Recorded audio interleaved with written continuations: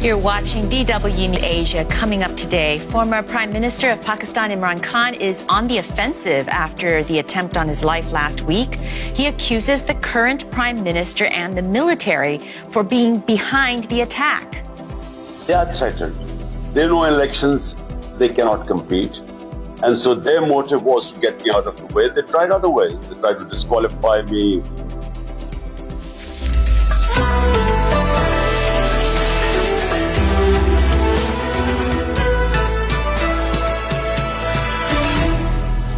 I'm Melissa Chan. Thanks for joining us. We have a special edition of DW News Asia today.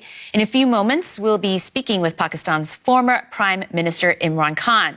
Last week, he was shot and injured during a protest march to demand fresh elections after being ousted from office in April. He was hurt in the leg but has since left the hospital. 9 other people were also wounded and 1 died.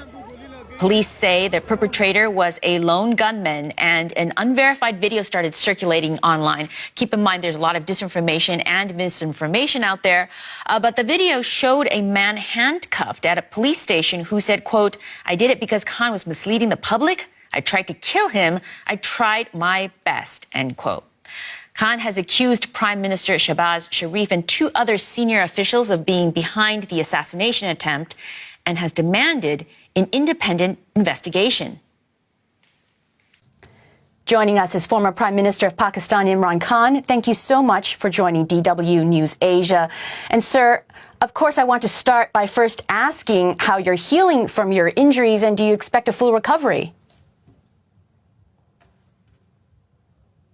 I'm healing. I have 2 bullet wounds in my thigh and 1 in my shin bone. All 3 have been removed. And now my bones cracked, so it needs 4 to 6 weeks rest. I can't put weight on it until it recovers. The bullets from my thighs have been taken out, and they are flesh wounds. So full recovery, hopefully in 4 weeks' time. That's excellent to know. Now, you've accused the Prime Minister himself, along with the Interior Minister and the country's intelligence service, of being behind this assassination attempt, and those are very serious accusations. What kind of proof have you been able to provide, and why are you saying this? Well, first of all, let me explain that the people who are threatened the most, who would want me to be eliminated, is the current government. Because since the last 6 months, since my government has been out of office or through a conspiracy, the party's popularity is unprecedented. No party has had such public acceptability as mine. So we have won out of 37 by-elections in the past 5 months. My party has won 29. So 75% of by-elections we've won. And in all opinion polls, we are sort of by far ahead. So they are threatened. They know elections, they cannot compete. And so their motive was to get me out of the way. They tried other ways. They tried to disqualify me, put terrorism cases on me, oppressing our party, journalists hounded who were trying to portray our point of view. One is the best investigative journalist, Ashraf Sharif, was murdered in Kenya, hounded out of Pakistan. So this was a plan to get me out of the way. So those two, and let me tell you, the Prime Minister and the Interior Minister. But sir, very quickly, what you've provided is contextual. There are certainly people who would benefit from harming you. So, but it is a little bit like Sherlock Holmes. It's deductive. You believe there's a plot based on a pattern of what critics have said. But what is the hard evidence? Because what you've provided is circumstantial. Look, I know these 3 people were involved because I knew about the plot. The plot started 2 months back. They decided to bump me off by saying a religious fanatic had killed me. So 2 months back, they started this campaign. It was the video was made by this intelligence agency. It went on to the politicians, on the state media, where they consistently started this campaign that I offended I committed blasphemy, and these religious sentiments were upset. So I then exposed this on the 24th of September, on the 7th of October, in a public, a big rally, saying exactly this: that this is the plot, and they will have me bumped off by a religious fanatic, pretending that I'd offended, I'd committed blasphemy. Now, So you this were is the warned pattern about that this. followed. You were warned about this, and so you believe that as a result of being warned, then it has to be the prime minister and the military apparatus behind this.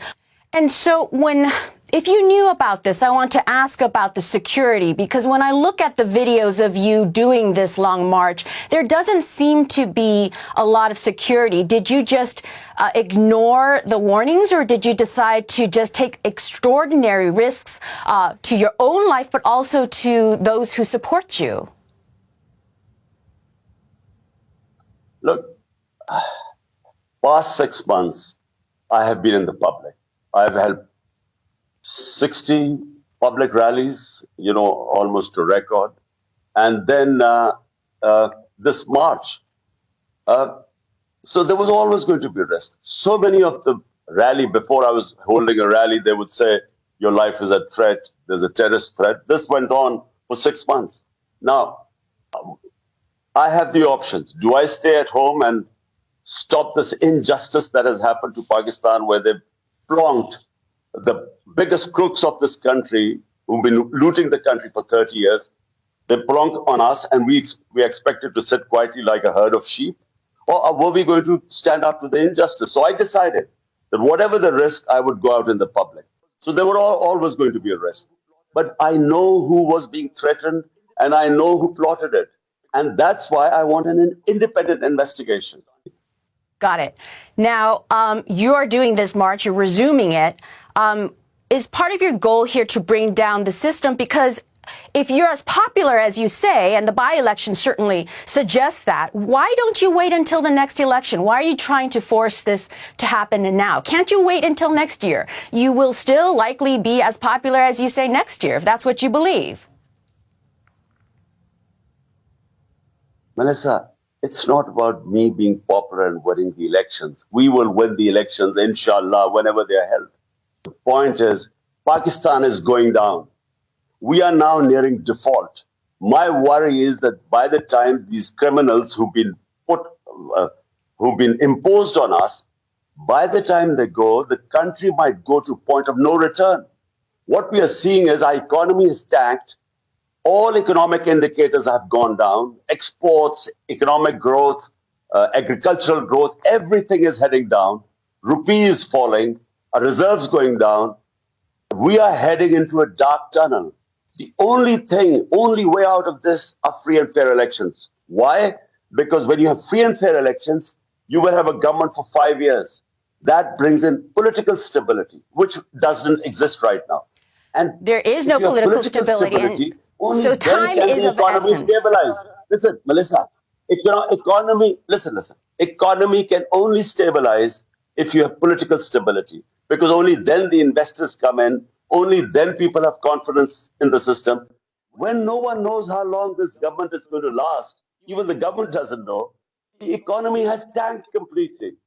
Mr. Khan, I want to express how your march has looked beyond Pakistan's borders. I'm sitting here in Berlin. You left office following a no-confidence vote, and now you're marching on the Capitol, choosing not to wait for the election. So to some, it doesn't look like a protest. It looks like an attempt to take back power, and that you're using populism to do so.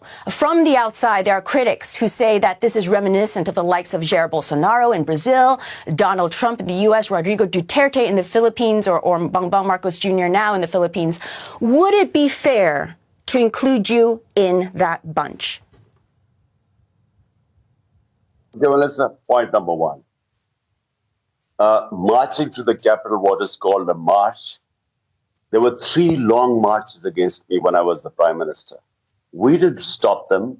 We didn't think it threatened my democracy, because peaceful public protests are part of democracy, my right.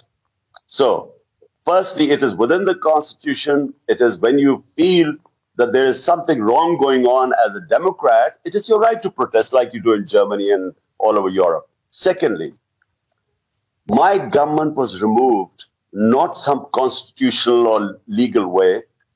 They paid $1 million of black money was spent to buy 20 of my members of parliament. It was straightforward, something illegal. I mean, it wasn't an election, it was auction. They were buying our MNAs, and it was not hidden. The whole country knows the going rate when this spent on my members of parliament. So that is unconstitutional. So it was my right to protest. Secondly, the people who have come on imposed on us, 61% of them are on bail. 60% of the cabinet is on bail on corruption cases. And what they have done is, while the economy has gone down, they have given themselves immunity from corruption. This doesn't happen in a democracy. So you're talking about corruption, but I go back to the fact that you were in power. What would you have done differently? If you're talking about so many people who are corrupt, do you have any regrets from your leadership, your prior leadership, in terms of not being able to tamp down corruption the way that you're talking about right now? Well, Melissa, one regret. I came in with a thin majority, a coalition government, weak government. And what I could not do was impose rule of law. Corruption is a symptoms when you do not have rule of law.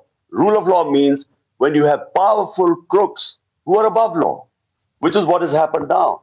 These people who've been plundering, these ruling elite, who've been stealing money for 30 years, who have massive corruption cases, have come into the parliament and waved off the corruption cases. So what I could not do is that the Accountability Bureau was not controlled by me, it was controlled by the establishment.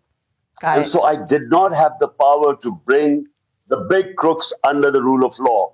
And I could not hold them accountable. And so you're ineffective. I mean, the reason why developing world is poor is because the ruling elites are above law. And I couldn't succeed in bringing them under the rule of law.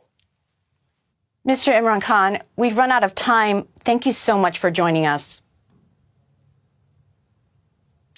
That's all for today. Be sure to check out our website. That's dw.com/Asia. I'm Melissa Chan. Thanks for watching and goodbye.